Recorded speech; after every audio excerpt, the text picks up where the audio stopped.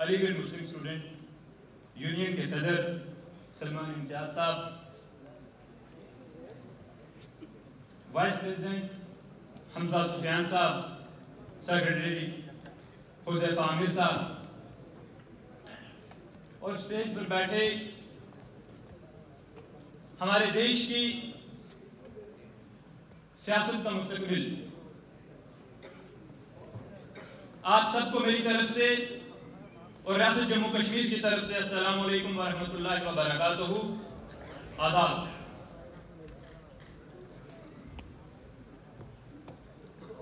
دوستو، ساتھیوں،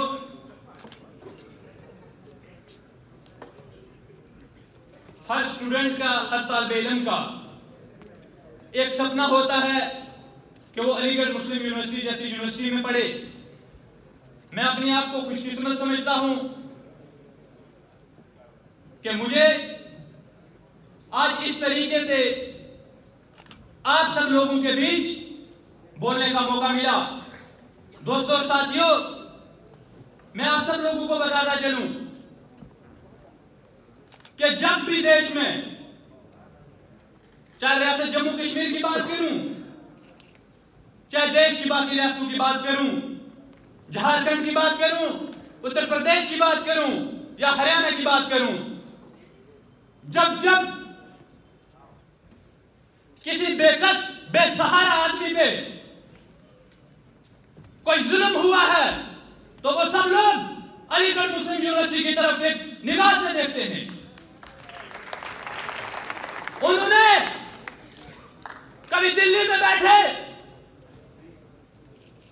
وی آئی پی ٹریٹمنٹ حاصل کرتے ہوئے نیتاؤں کی طرف نہیں دیکھا، انہوں نے دیکھا ہے تو دیش کے نوجوان کی طرف دیکھا، انہوں نے دیکھا تو علی گڑھ مسلم یونیورسٹی کی طرف دیکھا ہے، انہوں نے دیکھا ہے تو جے این یو کی طرف دیکھا، انہوں نے دیکھا تو حیدرآباد کی طرف دیکھا ہے۔ دوستو اور ساتھیوں، میں ریاست جموں کشمیر سے آتا ہوں۔ میں آپ سب لوگوں کو آج کچھ ایسی چیزیں بتاؤں گا جو شاید آپ سب لوگوں نے پہلے نہ سنی ہوں گی۔ راحت اندوری صاحب نے کہا تھا کہ سرحدوں پر بہت، آگے بھی آپ بولیں یا میں بولوں؟ دوستو، آج وہ وقت آ گیا ہے کہ 1 مہینے کے بعد دیش میں چناؤ ہونا ہے اور پوری سرحدوں پر جو ہے وہ تناؤ ہے، اور بالخصوص اس چیز کا سب سے زیادہ شکار ریاست جموں کشمیر کے لوگ ہو رہے ہیں۔ ارے میں جس ڈسٹرکٹ سے آتا ہوں وہاں پر بھی آج رات میں علی گڑھ مسلم یونیورسٹی کے کیمپس میں شام کو 8 بجے پہنچتا ہوں اور رات کو 9 بجے میرے ڈسٹرکٹ میں 4 نوجوانوں کا جو ہے وہ گولی لگنے سے ان کی موت ہو جاتی ہے۔ یہ ایک دن کی بات نہیں کہ کسی ایک دن وہاں پہ گولی چل رہی ہے اور لوگوں کے نقصان ہو رہے ہیں۔ دوستو اور ساتھیوں، یہ ہر دن کی بات ہے۔ دوستو اور ساتھیوں، پچھلے 4 سال کی، 5 سال کی ہم بات کرتے ہیں کہ دیش میں کس طریقے کا ماحول جو ہے وہ بنا کے رکھا جا رہا ہے، اور ہماری مہان میڈیا جو اس کی سب سے بڑی گنہگار ہے کہ آج ایک سٹوری جو ہے وہ سامنے رکھیں گی جو اصل سٹوری ہے وہ کبھی سامنے نہیں رکھتی۔ پچھلے سال کشمیر میں امرناتھ یاترا پہ گئے یاتریوں پہ حملہ ہو جاتا ہے۔ دوستو اور ساتھیوں، اس حملے کو اس طریقے سے پیش کیا گیا کہ وہ وہاں کے لوگوں نے کیا۔ وہ جو گاڑی تھی جس پر حملہ ہوتا ہے، اس گاڑی کو چلانے والے کا نام سلیم تھا۔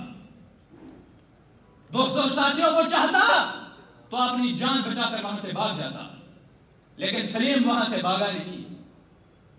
سلیم نے اس گاڑی میں بیٹھے، چاہے وہ ہریانہ کا کوئی یاتری تھا، اتر پردیش کا یاتری تھا، پنجاب کا یاتری تھا یا مہاراشٹر کا یاتری تھا، سرکشت اپنے مقام پر پہنچایا۔ اور جو لوگ زخمی ہوئے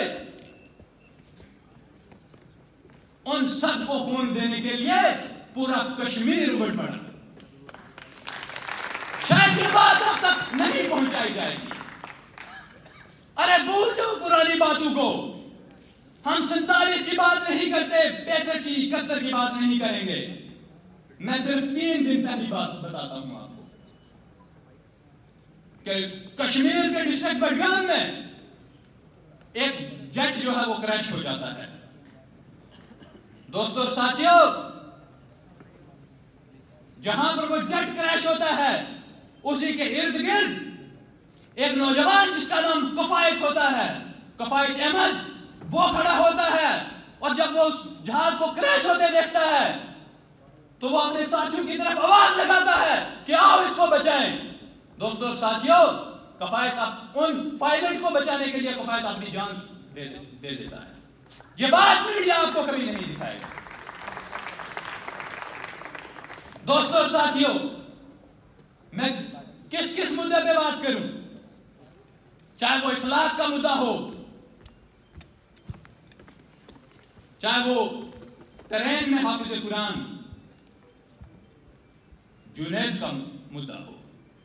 دوستو اور ساتھیوں, ایک طرف امرناتھ یاترا پہ آئے یاتریوں کی گاڑی پہ حملہ ہوتا ہے اور سلیم سارے یاتریوں کو حفاظت سے اپنے مقام پر پہنچاتا ہے, اور دوسری طرف ہریانہ میں حافظ قرآن جنید کا قتل کر دیا جاتا ہے, جنید کو شہید کر دیا جاتا ہے, لیکن پوری ٹرین سے کوئی آواز جو ہے وہ سامنے نہیں بلند ہوتی. آج ان چیزوں پر ہمیں غور و فکر کرنے کی ضرورت ہے. آج دیش میں صرف اور صرف ایک ہی جنگ جو ہے وہ چھیڑ دی گئی ہے کہ نوجوان نوکری کی مانگ نہ کرے, نوجوان ڈیولپمنٹ کی بات نہ کرے. آج پورے دیش کے لوگوں میں صرف ہندو اور مسلمان کی جنگ چھڑ چکی ہے, ہندو اور مسلمان کی بات کی جاتی ہے. ان چیزوں پہ ہمیں غور و فکر کرنے کی ضرورت ہے. خیر,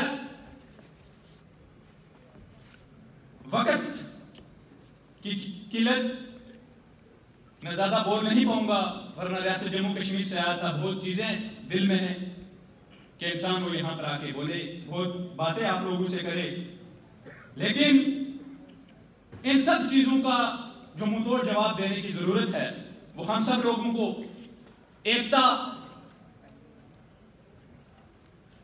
کے ساتھ دینے کی ضرورت ہے. دوستو ساتھیوں, میں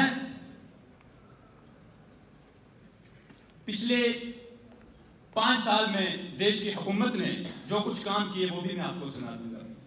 سب سے پہلے دیش کے 130 کروڑ لوگوں کو آپس میں توڑ دیا. کوئی ہندو, کوئی مسلمان, کوئی سکھ, کوئی عیسائی. یہ سب سے بڑی اچیومنٹ رہی ہماری پچھلی حکومت کی. اس کے ساتھ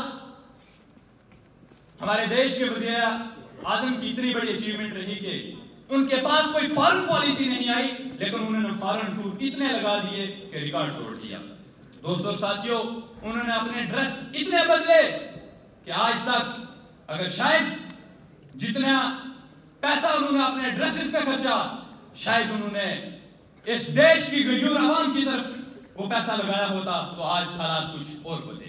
دوستو ساتھیوں, میں اپنی بات 2 پنکھڑیوں کے ساتھ یہیں پہ ختم کروں گا, اور امید رکھتا ہوں کہ وہ پنکھڑیاں آپ سب لوگ اپنے دل و دماغ میں جو ہے وہ بٹھاؤ گے کہ یہ سیاست فسادات